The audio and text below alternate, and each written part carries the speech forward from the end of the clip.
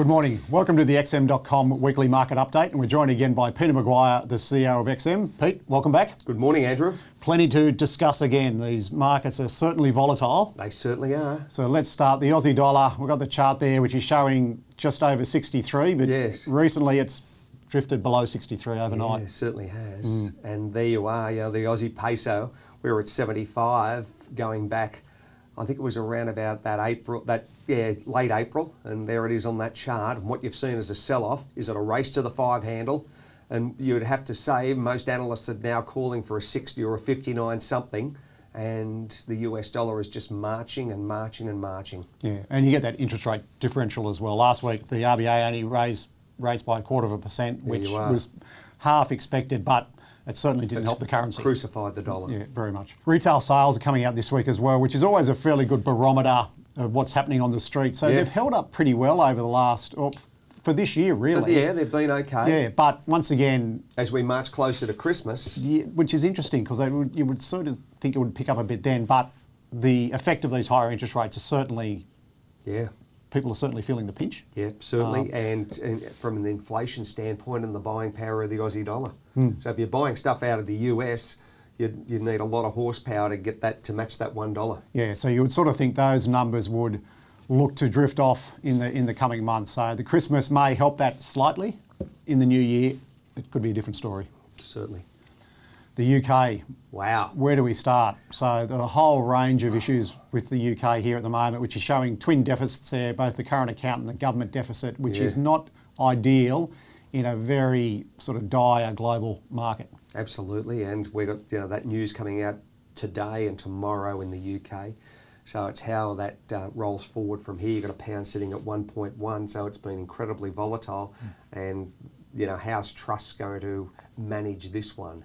It's going to be how long's her tenure, and people are already calling for her head. So yeah, well, it's very tough times for a new PM coming in. So plenty of work to be done there. We've also got plenty of data out from the UK this week. The employment numbers come out, the GDP numbers come out. So once again, the numbers on the chart there, are sort of okay, but you would think that they are probably already in recession. Oh, absolutely. And these numbers will reflect that in coming months. And how deep it's going to be, and with a $10 price hike as far as energy over the last week, then what's that going to represent come November? Yeah, well, it's tough that with, as you say, with the crude going up again, it's the last thing that the central banks would have wanted. So absolutely. Interest rates. Yeah. Or more or less, well, you've got Bank of Japan there have been very steady, but everything else is heading north. And aggressively. You would sort of think that will continue, and definitely for the next few months, leading into the back end of the year. Sure. It'll be interesting when there's that pivot, not so much to a downturn in rates, but where do they tend to back off a little bit? Yeah, because at some stage these... Well, it's all dependent on the CPI and with higher energy prices, then what's that going to be if OPEC Plus are able to achieve what I think they are wanting, which is $100+ barrel of oil, and we were nearly there yesterday with Brent. And if WTI gets above 95, then that's going to be a very dire situation to try and rein in inflation, which would nearly be impossible. Yeah, unless they open that Keystone pipeline back up, as Professor Larry Summers mentioned. And the issues which are going to be felt today, 4 weeks today, is the US midterm and how that could be an absolute shellacking for the Biden administration. Yeah, very much. And I think also with these rates, how hard do they go? If they go a lot higher than where they are, if we head up towards that 4.5%, 5%, imagine getting to 7% if you've got inflation running at 15. Yeah, so it's interesting times. Yeah, inflation. We've talked about that once again. The numbers come out of the States this week, which obviously are the main game in town at the moment to see where they're coming in at.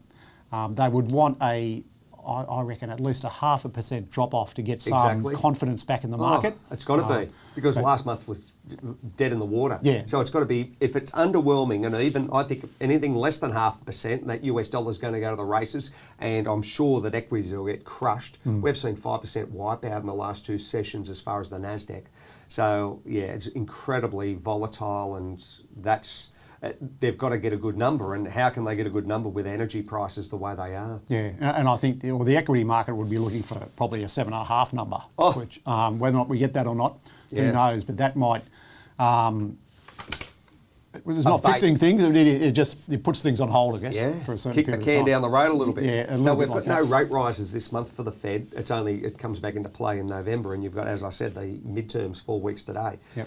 I don't know when that rate decision would be made. Would it be after the midterm? I would assume. You would think so. Yeah. So it's normally around the mid of the month. So we've got 5 weeks of reprieve.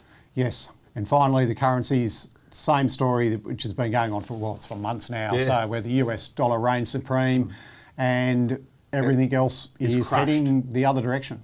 US dollar index 113. We were back at 110 the other day, and it's been just onward and upward. So that's again putting more pressure on base metals and on precious and naturally on equities. That seems to be the safe haven, and everything's getting crushed.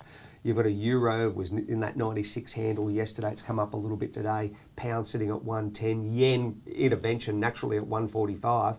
146. New Zealand dollar at 55 cents. Oh, you'd love to travel over to the US with a New Zealand dollar.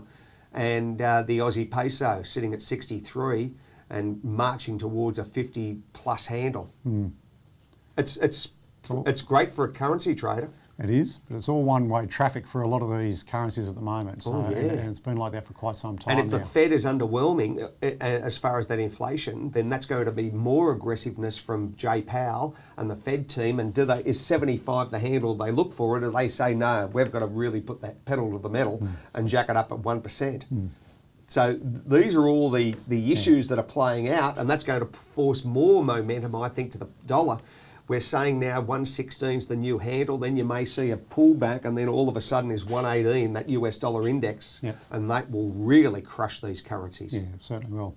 I know, interesting times ahead, so we've got plenty of data out again this week, moving into next week, which will have a fairly big impact on all the markets, really. So we'll keep a close eye on that and regroup again next week. Look forward to it. Excellent. Thanks, Pete. See you, Andrew.